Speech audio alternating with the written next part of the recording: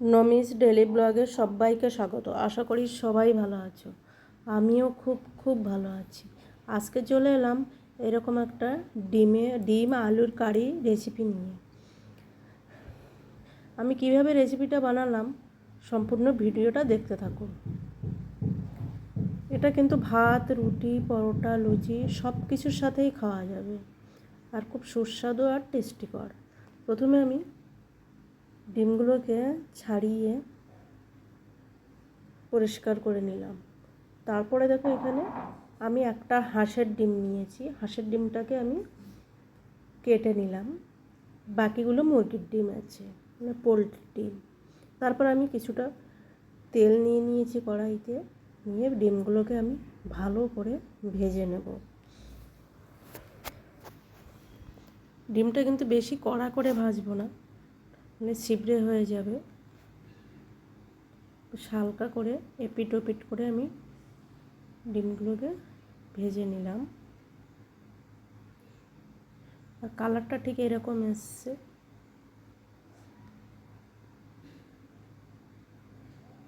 একটুও ফাটবে না। ডিমটা ভাজা হয়ে গেছে, আমি তুলে নিচ্ছি। ডিম ভাজার তেলে আমি দিয়ে দেব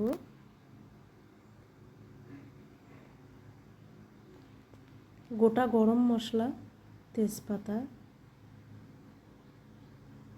আর দিয়ে দিলাম কিছুটা কোচানো পেঁয়াজ।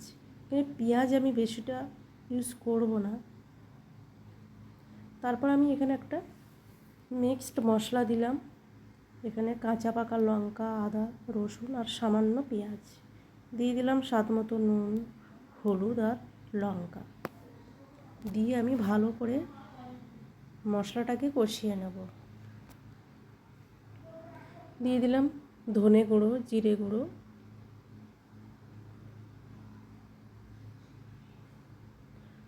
মশলাটা থেকে তেল না ছাড়া অবধি আমি কষতে থাকবো। তারপর আমি দিয়ে দিলাম কিছুটা কারি পাতা। হ্যাঁ, ডিমের ডালনায় কিন্তু কারি পাতা মাস্ট।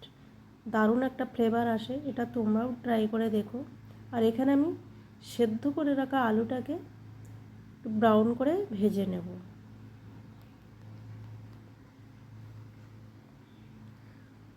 মশলাটা থেকে তেল ছেড়ে এসছে আর কত সুন্দর একটা কালার এসছে। দিয়ে দিলাম ভেজে রাখা আলুগুলোকে।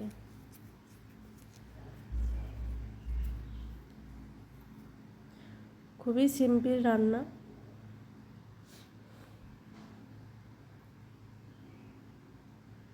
এখানে মশলার সাথে আলুগুলো আমার কষানো হয়ে গেছে।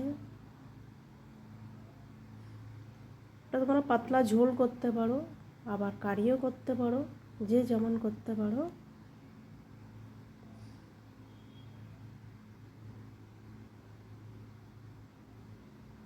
কালারটা কিন্তু অসাধারণ এসছে।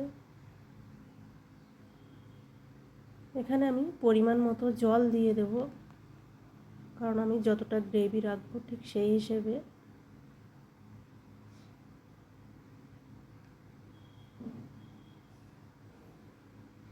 আলুটা আমার আগে থেকে সেদ্ধ করা, তাই আমি কম জল দিলাম। দিয়ে দিলাম আলুর মধ্যে ডিমগুলোকে।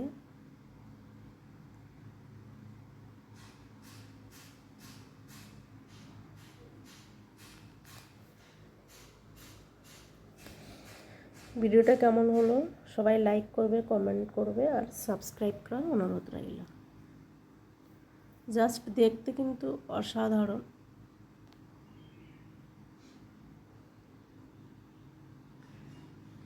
এইভাবে আমি 5 থেকে 7 মিনিট ফুটিয়ে নেব।